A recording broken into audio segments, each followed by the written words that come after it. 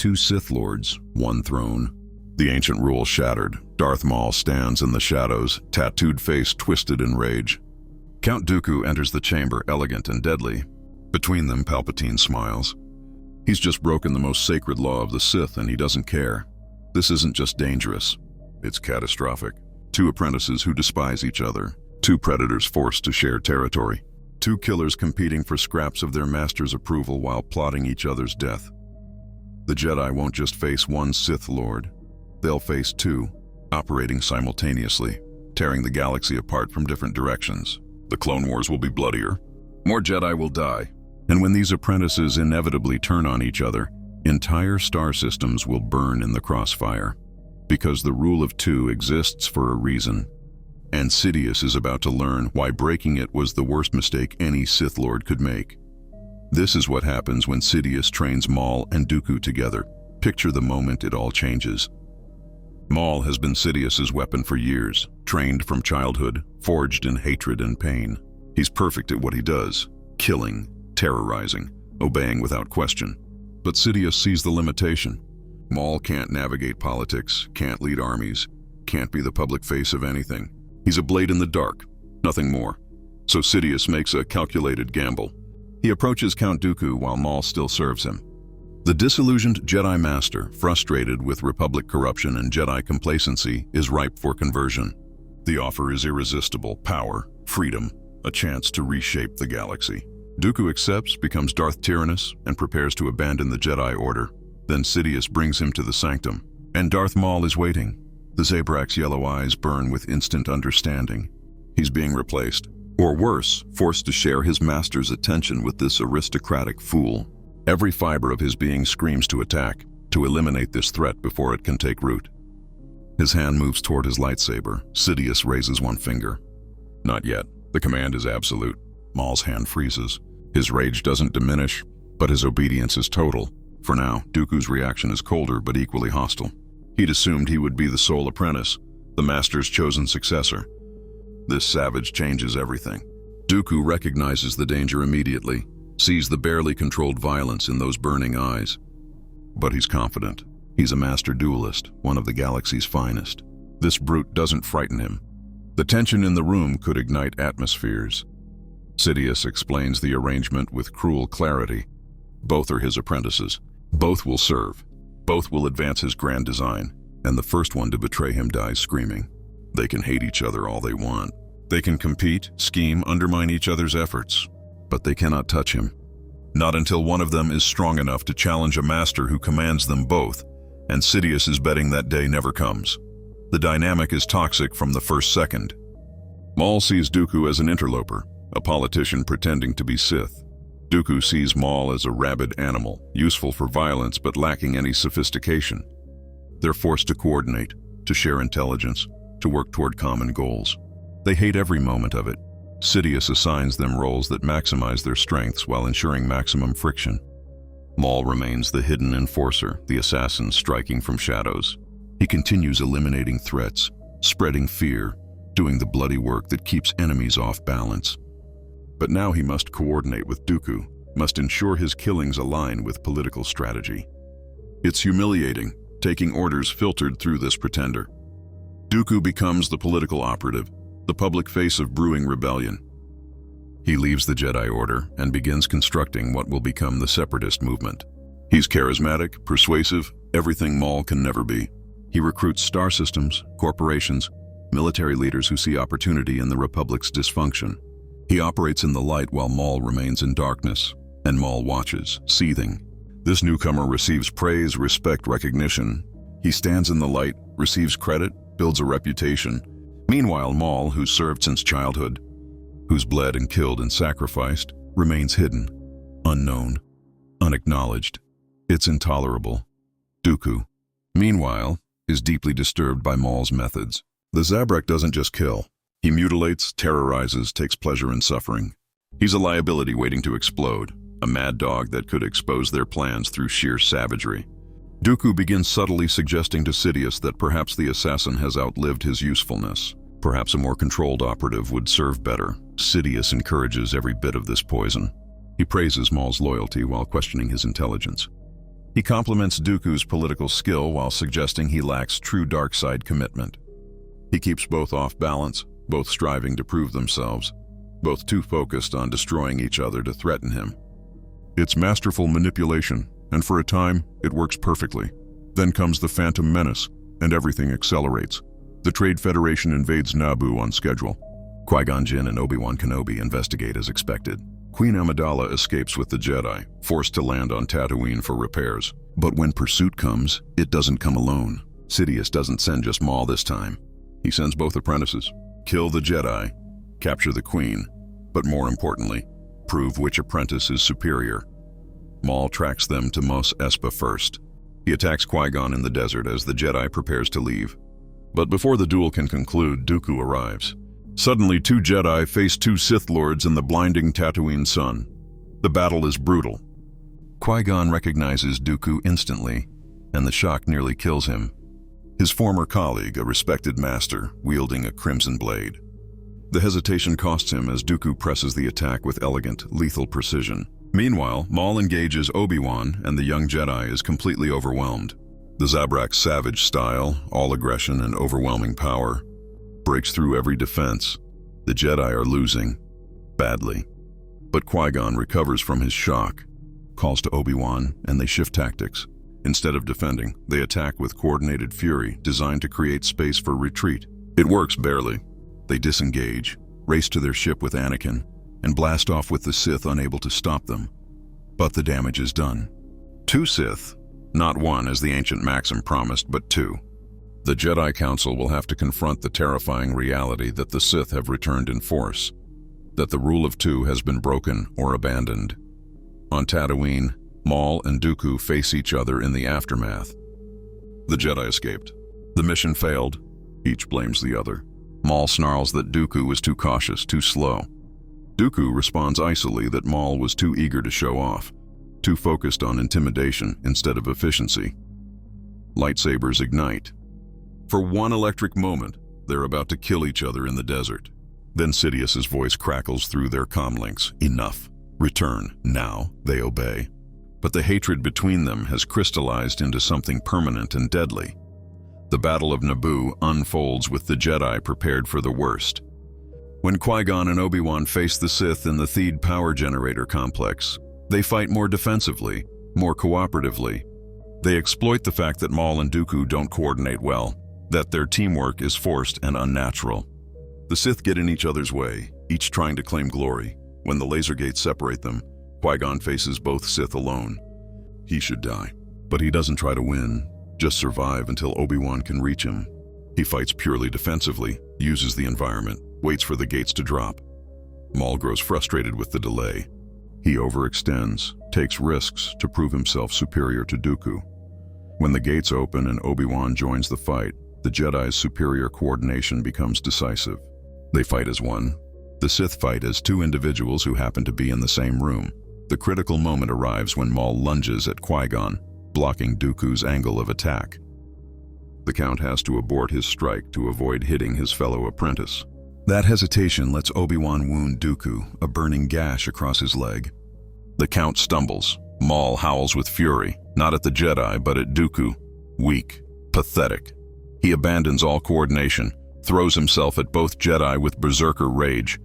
And Dooku, injured and insulted, simply disengages. He retreats ostensibly to flank, but really to let Maul face them alone. Let the savage learn his lesson. 2 Jedi against 1 Sith. Maul is brilliant, but he can't overcome those odds. Qui-Gon destroys his saber staff. Obi-Wan's blade cuts deep into his shoulder.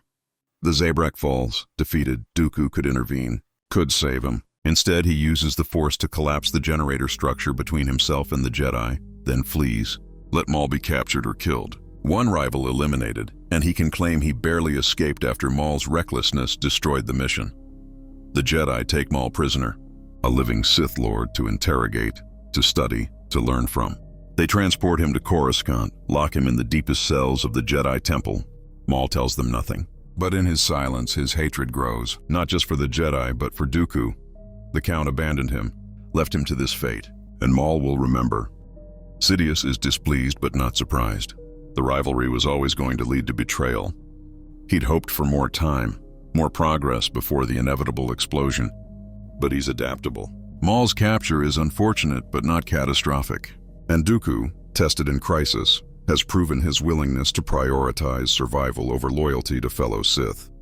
Sidious summons Dooku to his sanctum. The Count expects praise. He receives fury. Sidious knows exactly what happened. Dooku deliberately abandoned Maul. The justifications don't matter. The apprentices serve the master, not their own ambitions. Until Dooku proves himself completely trustworthy again, he's on probation. Another betrayal means death. Dooku bows, accepts the rebuke. But internally he's calculating. He did what any Sith should do. He eliminated a rival. Isn't that the Sith way? The hypocrisy is stunning. But he's patient. He'll build the separatist movement, prepare for war, prove his value.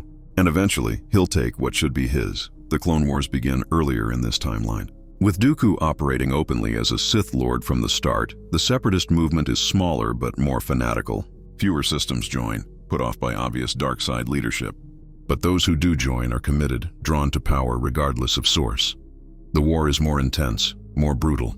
Dooku leads armies personally, cuts down Jedi on battlefields, becomes a figure of pure terror. The Republic militarizes faster in response. The clone army is commissioned sooner. Jedi become generals years ahead of schedule.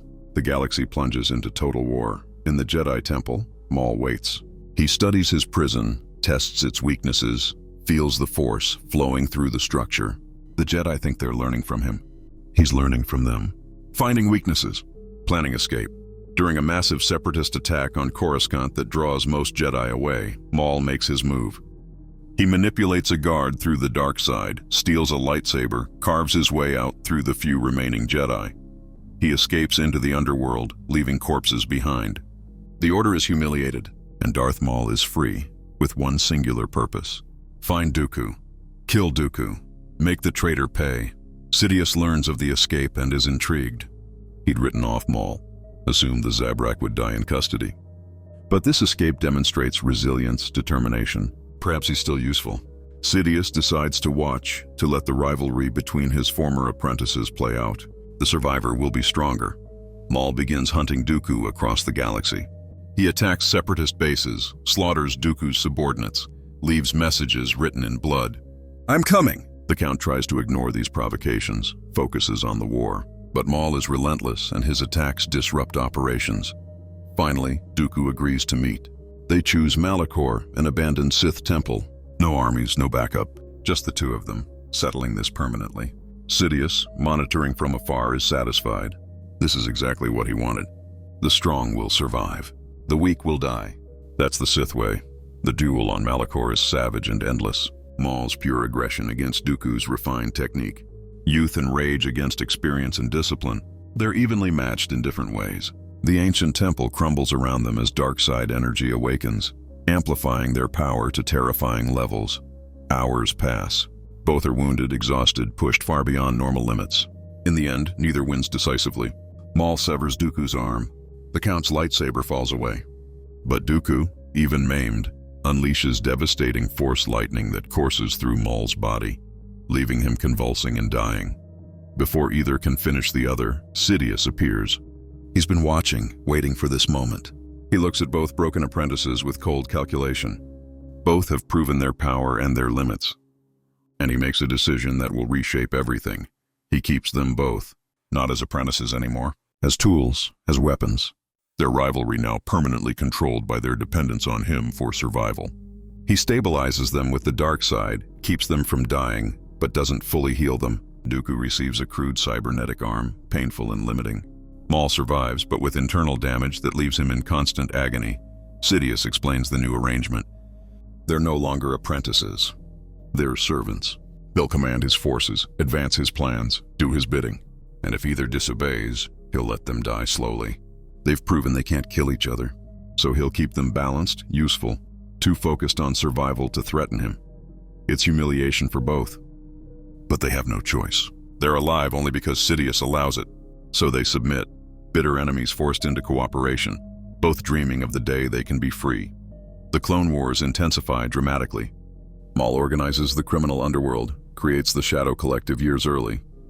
He unites Hutts, Black Sun, Pikes, countless syndicates into a force that profits from war while secretly serving Sidious. Dooku commands the Separatist military with brutal efficiency, his tactical genius evident in every campaign. But his injury makes him vicious, more willing to embrace atrocity. The Jedi are stretched impossibly thin. Fighting Dooku's armies and Maul's criminals simultaneously, they bleed themselves dry. Jedi die by the hundreds. The Order transforms from peacekeepers into soldiers, losing itself in the process of trying to survive. Anakin Skywalker emerges as the Republic's greatest hope. But he faces Sith Lords earlier and more often than in the original timeline. His first battle with Dooku happens when he's barely trained. He loses badly, nearly dies. That defeat scars him psychologically, drives him to seek power obsessively to ensure he's never that helpless again. His encounters with Maul are worse. The Zabrak recognizes something kindred in this young Jedi, a capacity for rage that mirrors his own. He taunts Anakin, tries to corrupt him, whispers that the Jedi are limiting his potential. Anakin resists, but doubt takes root. Palpatine, as Supreme Chancellor, manipulates Anakin as always. But his game is more complex now. He has 2 Sith servants but needs to eliminate them before corrupting Anakin. The Chosen One represents power beyond either Maul or Dooku, true potential to surpass even Sidious. But first, the old tools must be discarded. The opportunity comes during the battle over Coruscant. Separatist forces, led by both Dooku and Maul, assault the capital in a desperate gambit to capture Palpatine and end the war. The Republic fleet fights desperately. Anakin and Obi-Wan board the flagship, fighting toward where both Sith Lords coordinate the attack. The confrontation is chaos. 4 combatants, shifting alliances, desperate gambits.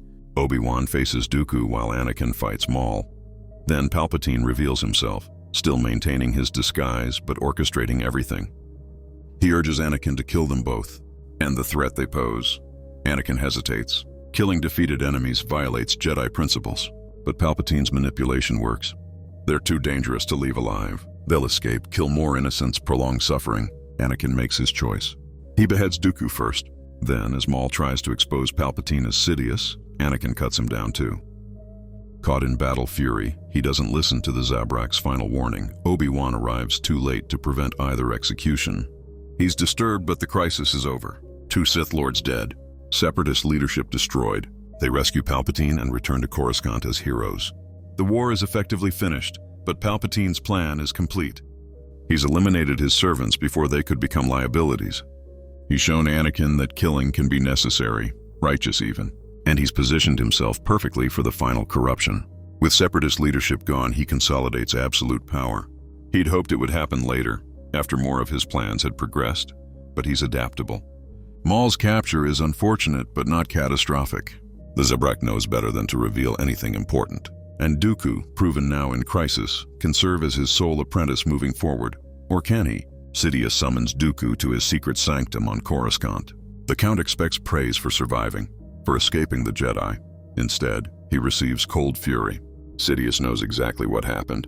Dooku deliberately abandoned Maul. The Count tries to justify it as tactical necessity, claims he was injured and couldn't help. Sidious doesn't believe him and doesn't care. The Master makes his position clear. The apprentices serve him, not their own ambitions. Dooku's betrayal of Maul, while predictable, demonstrates divided loyalty. Until Dooku proves himself completely trustworthy again, he's on probation. And if Sidious even suspects another betrayal, Dooku will join Maul in a cell. Or worse. Dooku bows, accepts the rebuke, but internally he's seething. He did what any Sith would do. He eliminated a rival. Isn't that the Sith way? Isn't that what Sidious himself has been encouraging? The hypocrisy is stunning, but Dooku is patient. He'll prove himself. He'll build the Separatist movement, prepare the galaxy for war. And when the time comes, when Sidious has outlived his usefulness, Dooku will take what should be his. The Clone Wars begin earlier in this timeline. With Dooku operating openly as a Sith Lord from the beginning, not hiding behind political pretense, the Separatist movement is more overtly dark side influenced. Worlds that might have joined for legitimate grievances are put off by the obviously Sith leadership.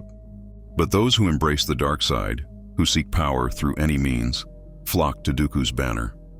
The Separatist movement is smaller but more dangerous, fewer systems but more fanatical. And Dooku, freed from pretending to be merely a political leader, unleashes the full.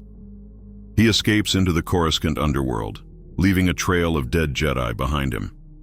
The Order is humiliated.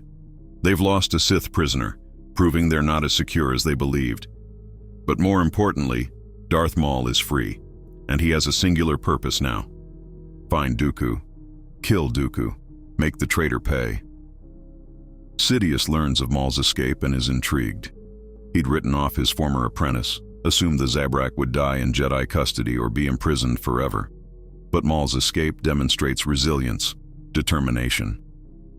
Perhaps he's still useful after all. Sidious decides to watch and wait. Let Maul and Dooku's feud play out.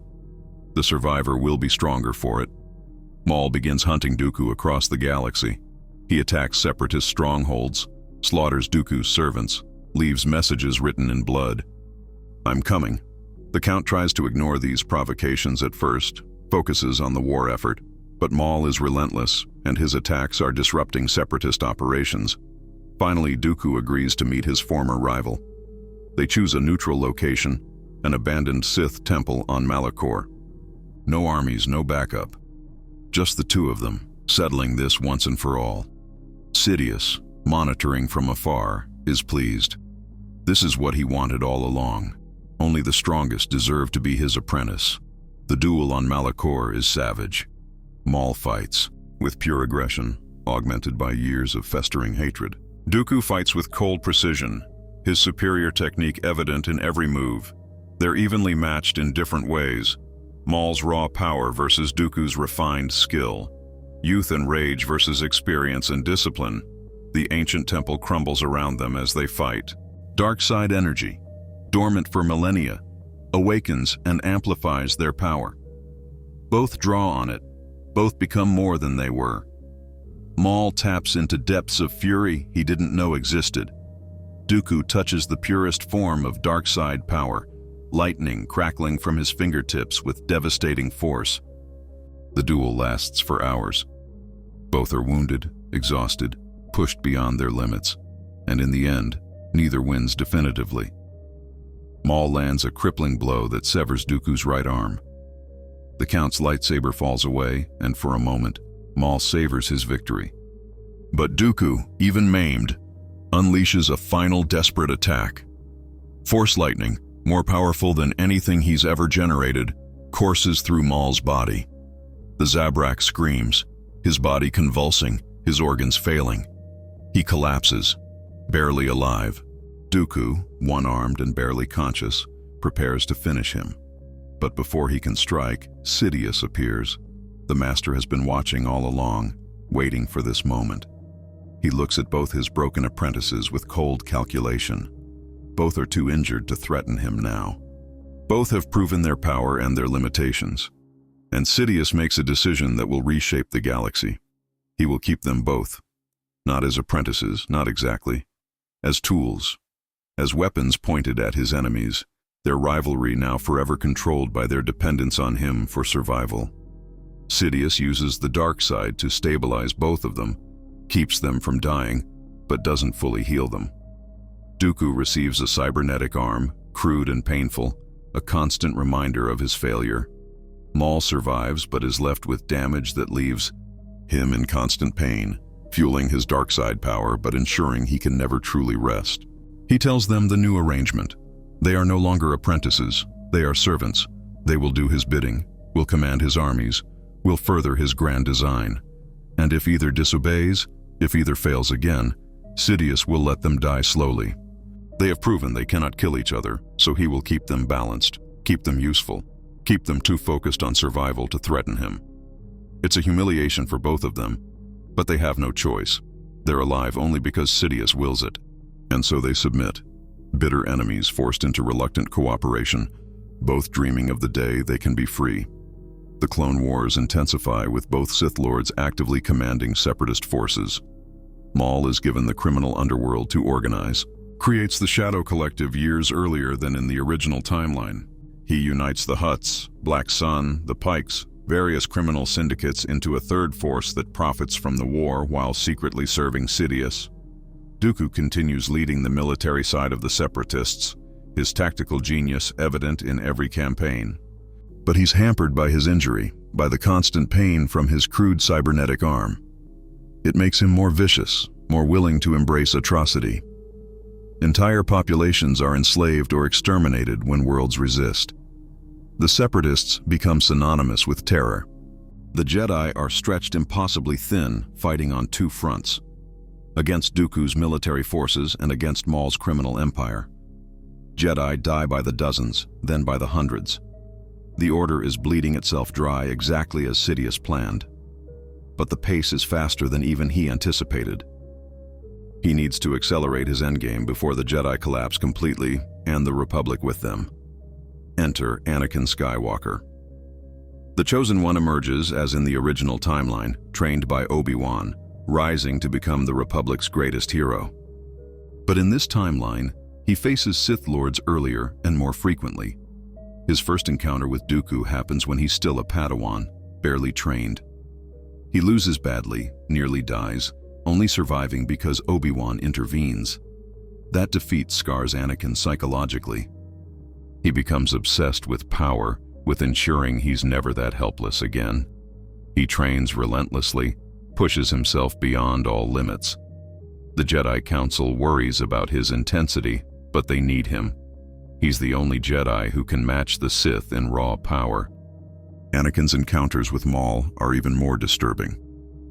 The Zabrak recognizes something familiar in the young Jedi, a capacity for rage that mirrors his own. He taunts Anakin during their battles, tries to turn him, whispers that the Jedi are holding him back. Anakin resists, but the seeds of doubt are planted. Palpatine, maintaining his cover as Supreme Chancellor, befriends Anakin just as in the original timeline. But now his manipulation is more complex. He has two Sith servants already, but Anakin represents something more. True Chosen One power, the potential to surpass even Sidious himself. The Chancellor realizes he needs to eliminate Maul and Dooku before they can interfere with corrupting Anakin. The opportunity comes during a massive battle over Coruscant. Separatist forces, led by both Dooku and Maul, assault the Republic capital. It's a desperate gambit, an attempt to capture the Chancellor and end the war in one stroke. The Republic fleet fights desperately to repel them. Anakin, now a Jedi Knight, leads the defense alongside Obi-Wan. They board the Separatist flagship, fighting their way to where Dooku and Maul are coordinating the attack. The resulting confrontation is chaotic, four-way battle with shifting allegiances and desperate gambits. Obi-Wan faces Dooku, his former colleague's fallen state evident in every cruel strike. Anakin confronts Maul, their previous encounters lending intensity to the duel.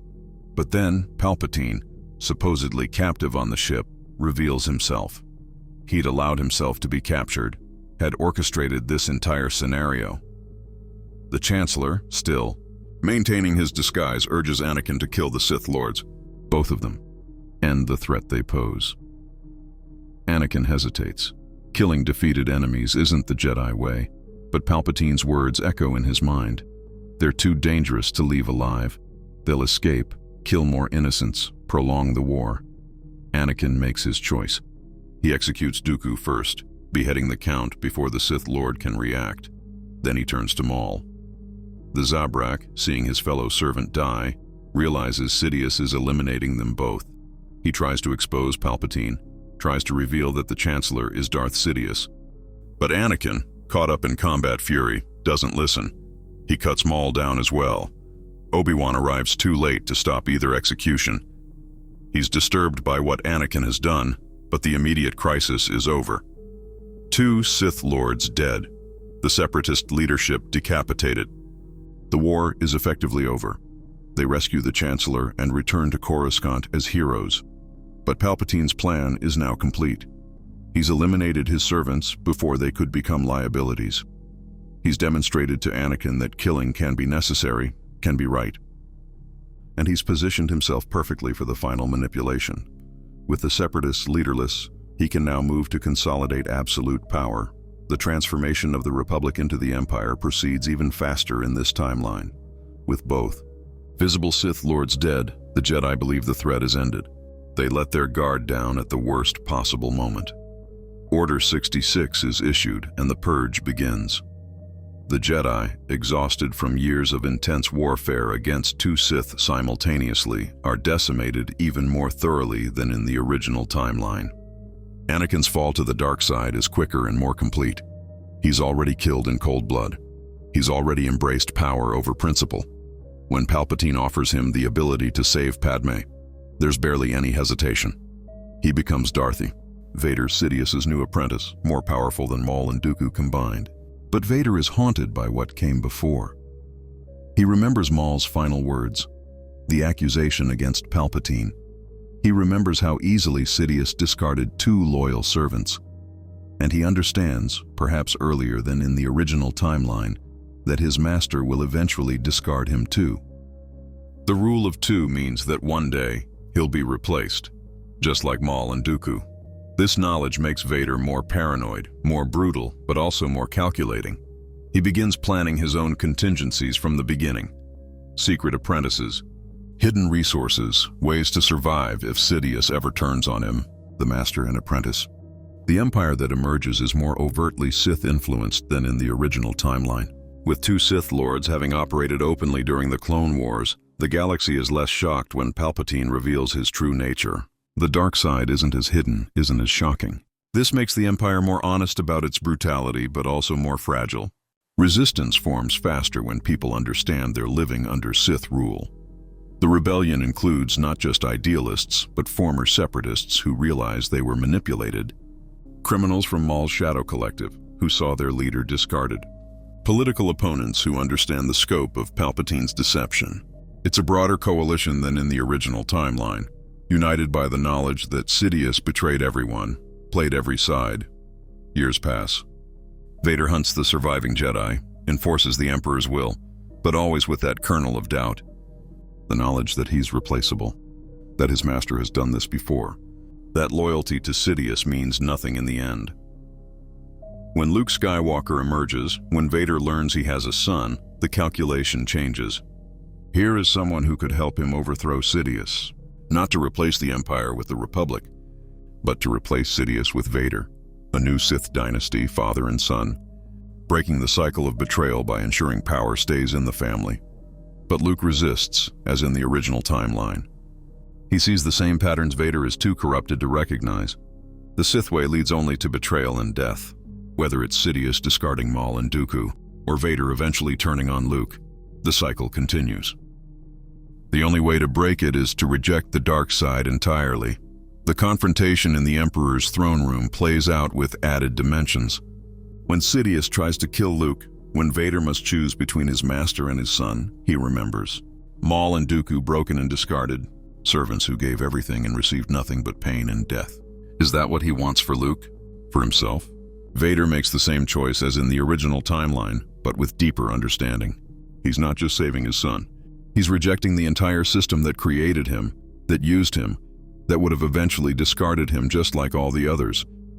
He throws Sidious to his death, breaks the cycle of Sith betrayal, and dies knowing he chose differently than those who came before. The Empire falls. The rebellion wins, but the galaxy remembers this era differently than in the original timeline. They remember not just Vader's final redemption, but the cautionary tale of Maul and Dooku, 2 powerful Force users who allowed themselves to serve evil, who competed for scraps of approval from a master who saw them as tools. Their fate becomes a warning about the corrupting nature of the dark side, about how the Sith way inevitably leads to betrayal and death. So what if Sidious trained Maul and Dooku together? The galaxy bleeds more, suffers longer, loses more Jedi to a war fought on multiple fronts. The Clone Wars are more intense, more brutal, with 2 Sith Lords commanding armies instead of 1. But ultimately the same outcome. The Sith destroy themselves through betrayal, exactly as they always have. The rule of 2 exists for a reason. Not because 2 is the magically correct number, but because it creates a tension that drives the Sith forward while limiting their self-destructive tendencies. Add more apprentices, and the inevitable backstabbing intensifies. The servants turn on each other, waste energy and resources fighting amongst themselves, become easier to manipulate and harder to trust. Sidious thought he could control this dynamic, could use the rivalry between Maul and Dooku to make both stronger. And for a time he succeeded. But the cost was constant instability, constant risk of exposure, constant energy spent managing their hatred. In the end, he had to eliminate both to make way for Vader, proving that the rule of 2 was right all along. The tragedy of Maul and Dooku in this timeline is that they never truly embraced being Sith. Real Sith apprentices understand that they exist to eventually overthrow their masters. That's the point. The apprentice grows strong enough to kill the master and take on their own apprentice, continuing the cycle. But Maul and Dooku never coordinated on that goal. They were so focused on competing with each other that neither effectively challenged Sidious. If they had worked together genuinely, had put aside their rivalry to overthrow their master, they might have succeeded. Two powerful Sith Lords against one, even one as cunning as Sidious, would have had a chance. But the dark side doesn't foster cooperation. It breeds suspicion, hatred, betrayal. Each saw the other as the enemy, not Sidious, and so they both died. Tools used and discarded by a master who understood them better than they understood themselves. This is the fundamental weakness of the dark side. It offers power but destroys the bonds that make power sustainable. Love, loyalty, trust. These things are seen as weaknesses by the Sith, but they're actually strengths, the foundations of lasting cooperation. Without them, every Sith alliance is temporary, every partnership a prelude to betrayal. Maul and Dooku learned this too late. By the time they understood that Sidious was their true enemy, they'd already destroyed any possibility of working together. Years of competition, of sabotage, of mutual contempt had poisoned any chance of genuine alliance. Even facing death, they couldn't set aside their hatred of each other long enough to effectively resist their master. That's what Sidious counted on. He understood that the dark side would do his work for him. He just had to create the conditions, set them against each other, and watch as they tore themselves apart. It was elegant, efficient, and perfectly in keeping with Sith philosophy. The strong survive, the weak perish, and he was strongest of all. But there's another layer to this tragedy. Both Maul and Dooku had legitimate grievances that drove them to the dark side. Maul was stolen as a child, raised as a weapon, never given a choice about what he would become. His anger was justified. His desire for agency, for recognition, for meaning beyond being a tool. These were valid needs twisted into dark purposes. Dooku saw the Republic's corruption, the Jedi's complacency, the suffering that both institutions ignored. He wanted to fix these problems, to create something better. His disillusionment was earned through decades of watching injustice go unpunished. But instead of finding constructive ways to address these issues, he embraced the dark side, becoming part of the problem he claimed to oppose. If they had met under different circumstances, if they'd found each other before Sidious corrupted them both, they might have been allies for genuine change. Dooku's political acumen and resources combined with Maul's determination and power could have challenged the Republic's corruption without destroying the galaxy. But Sidious ensured that meeting never happened. He found them separately, corrupted them individually, then set them against each other when bringing them together. This speaks to Sidious's true genius. He didn't just manipulate individuals. He manipulated the relationships between individuals, ensuring that potential allies became enemies, that those who should have united against him fought each other instead. It's a pattern he repeated throughout his reign: the Separatists versus the Republic, the rebellion versus the Empire even within his own forces, creating competing power structures that kept everyone too busy fighting each other to threaten him. In this alternate timeline where he trained both Maul and Dooku simultaneously, that pattern was established earlier and more explicitly. The Clone Wars weren't just Republic versus Separatists. They were a three-way conflict with Maul's criminal empire playing all sides. Jedi were stretched fighting on multiple fronts. Resources were drained faster. The galaxy descended into chaos more quickly and completely. And throughout it all, Sidious sat at the center like a spider in a web, pulling strings, escalating conflicts, ensuring maximum suffering and confusion, because that's what he wanted. Not just power, though he craved that, but chaos. The systematic destruction of order, trust, and hope. The transformation of the galaxy into a place where only fear and strength mattered, where his vision of reality was the only one that existed. The Jedi fought valiantly against this vision. They tried to preserve peace, to protect the innocent, to stand for something better than mere power. But they were overwhelmed.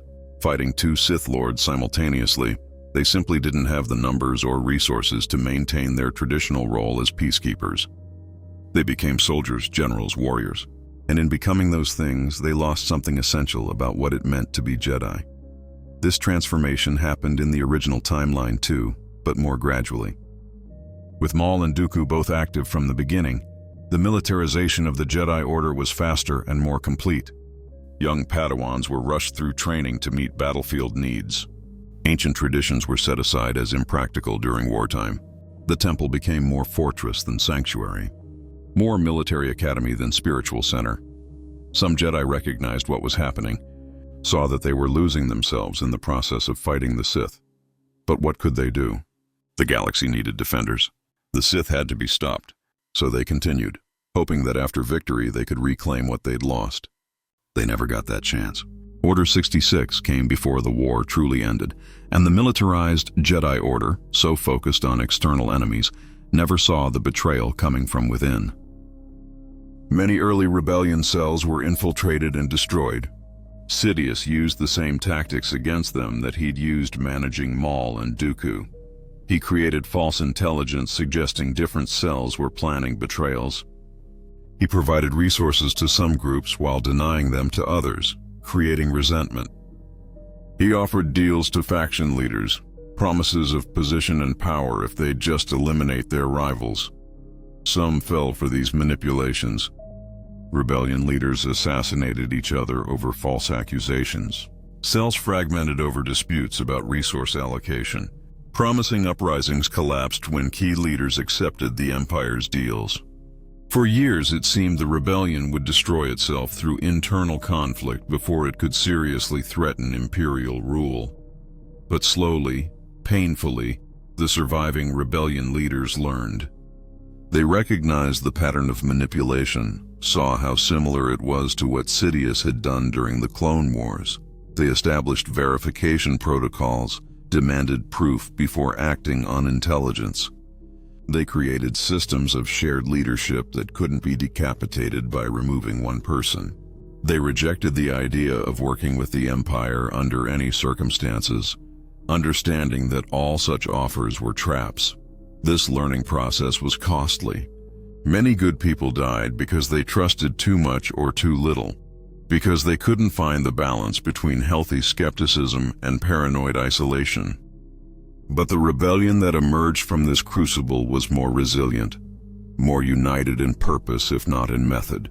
They'd internalized the lessons that Maul and Dooku never learned. Genuine cooperation requires trust, and trust requires choosing to be vulnerable despite the risks. Mon Mothma emerged as a key leader in this process. She'd witnessed Dooku's fall, had seen how a good man's legitimate grievances could be weaponized. She understood that the rebellion couldn't just be against something, it had to be for something. Democracy, yes, but also genuine justice. Authentic representation. The kinds of structural changes that would address the corruption Dooku had railed against without embracing tyranny.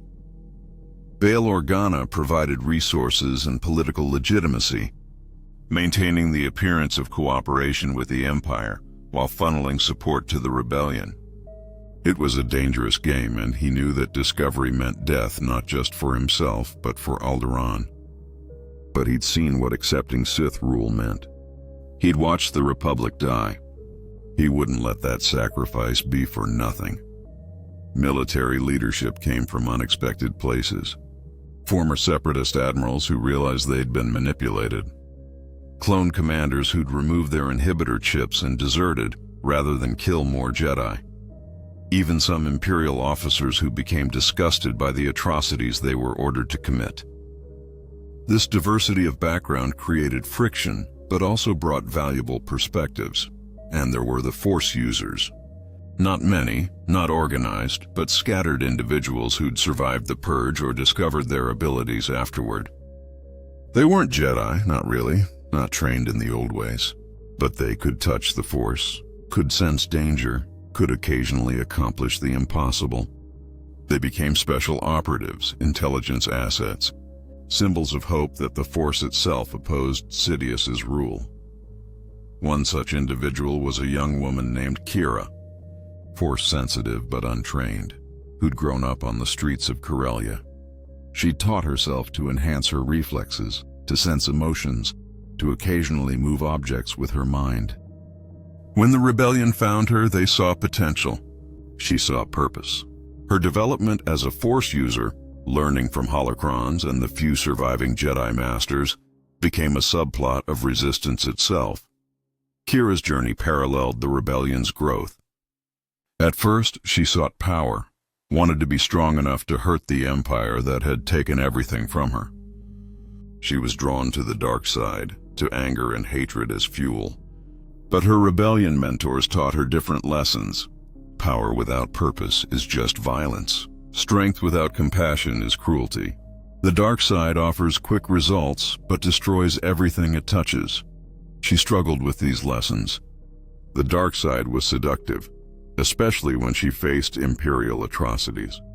How could she not hate them? How could she not want them to suffer as they'd made others suffer? But slowly, through failure and reflection, she understood. Becoming like Sidious, like Maul, like Dooku, that wouldn't save the galaxy. It would just perpetuate the cycle of violence and betrayal. This internal journey made Kira a symbol for the broader rebellion. They all struggled with similar questions. How do you fight evil without becoming evil? How do you resist tyranny without embracing the ruthlessness that tyrants use? How do you maintain moral principles when your enemies have none?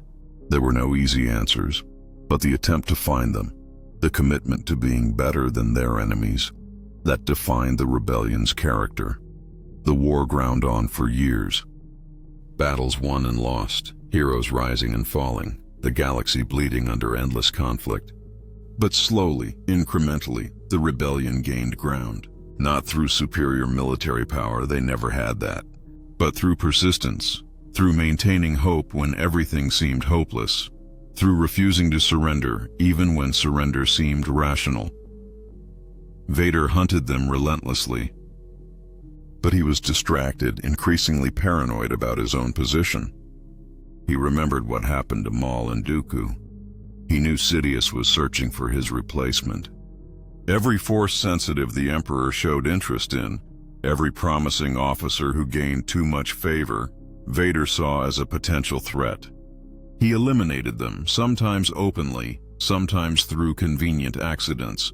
This paranoia made Vader more dangerous but also less effective. He wasted resources securing his position instead of focusing solely on destroying the rebellion.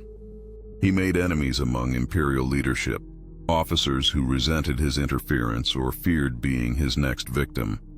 The Empire, built on fear and betrayal, began showing cracks as those at the top consumed each other. Sidious watched this with mixed feelings. On one hand, Vader's paranoia was understandable and even useful. It kept potential rivals off balance, prevented any serious challenge to Imperial rule. On the other hand, it was inefficient, wasteful. Vader was becoming like Maul and Dooku, more focused on internal enemies than external ones. Perhaps it was time for a replacement after all. But before Sidious could act on that thought, Luke Skywalker appeared. The son Vader didn't know he had, powerful in the Force, trained by the few surviving Jedi. Luke represented everything Sidious had tried to destroy: hope, heroism, the light side of the Force persisting despite all attempts to extinguish it.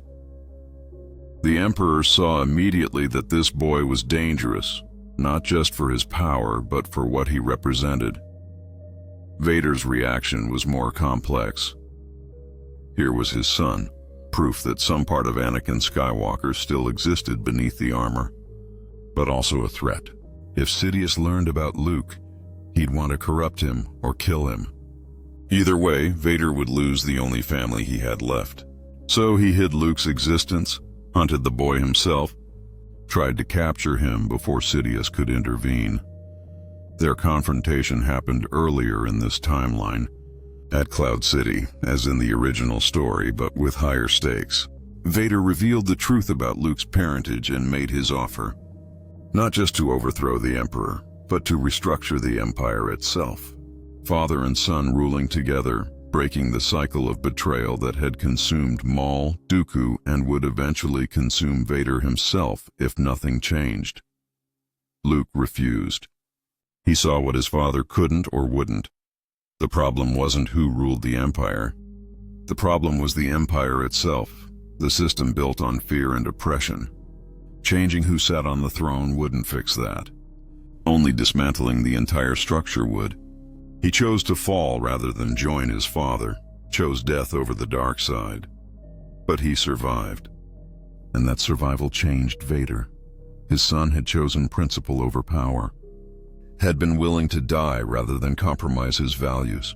It was so completely opposite to everything Vader had become, to the calculations and betrayals that defined his existence. The seed of doubt grew. Maybe there was another way. Maybe the dark side wasn't the only path to power. When they met again in the Emperor's throne room, when Sidious tortured Luke with force lightning, Vader faced the same choice he'd made on Mustafar years before. Power or love, the dark side or his son.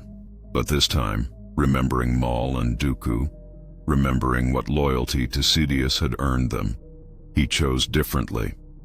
He destroyed his master, saved his son, and died knowing he'd broken the cycle. The Sith line that had consumed Maul and Dooku, that had nearly consumed him, ended with Sidious's death. No more rule of two, no more master and apprentice locked in inevitable betrayal.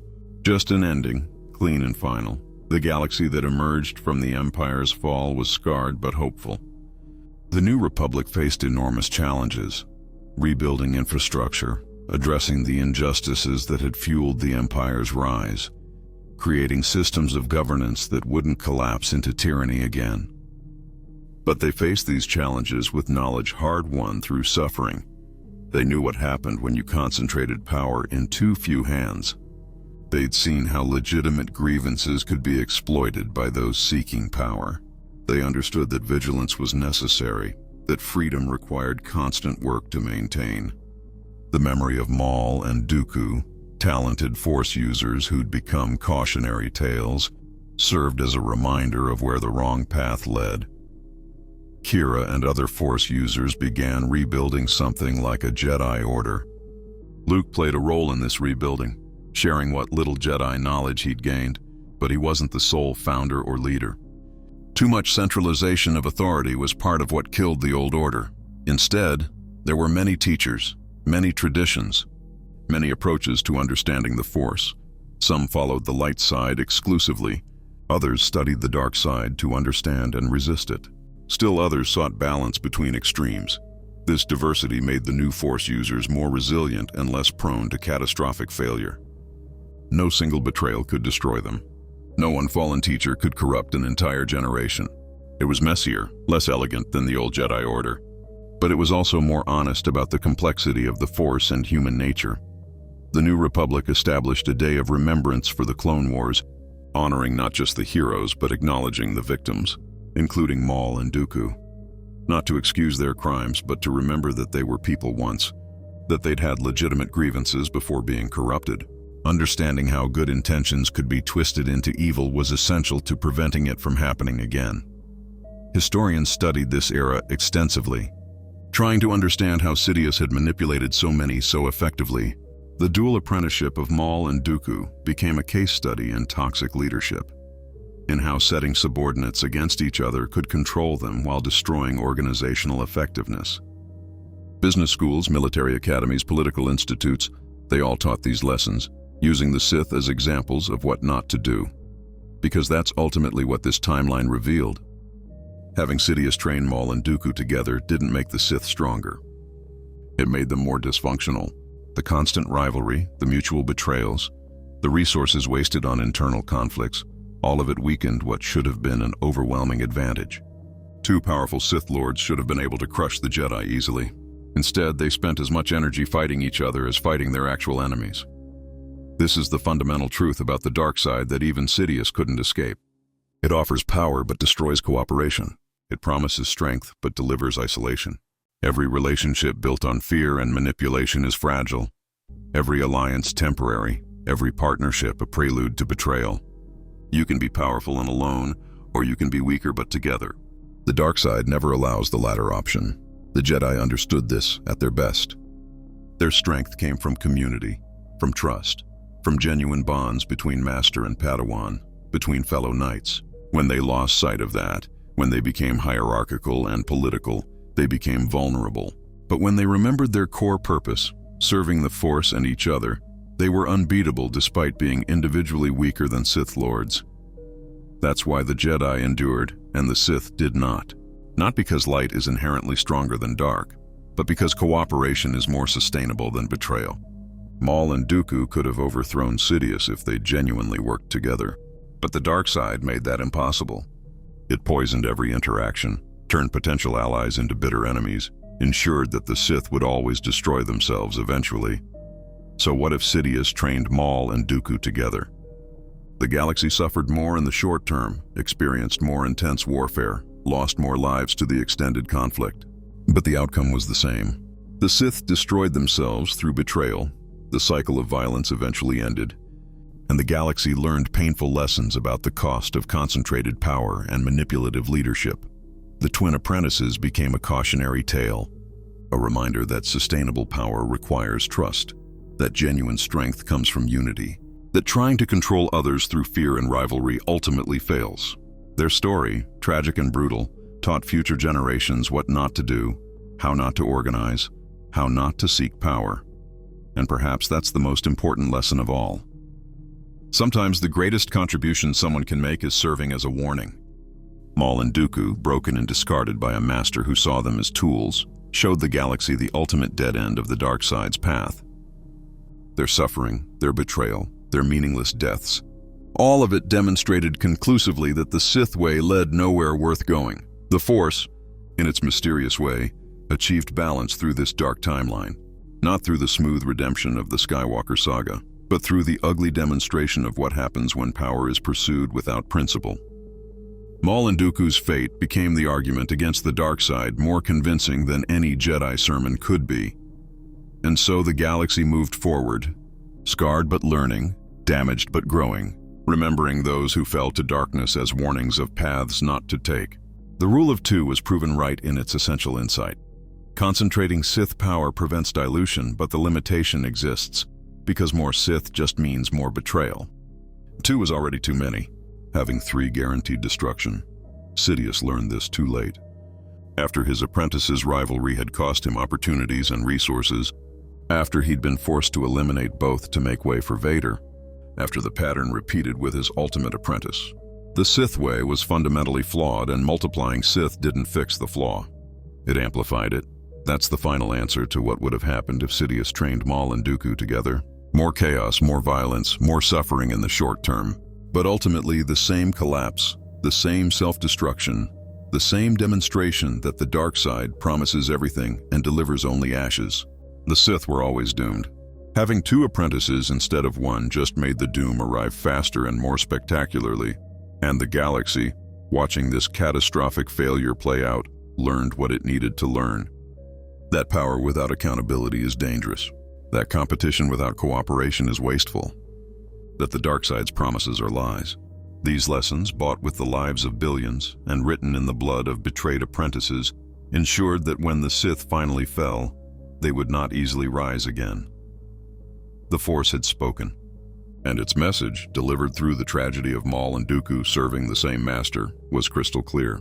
There is no sustainable path through darkness. Only suffering, betrayal, and eventual destruction await those who walk that road.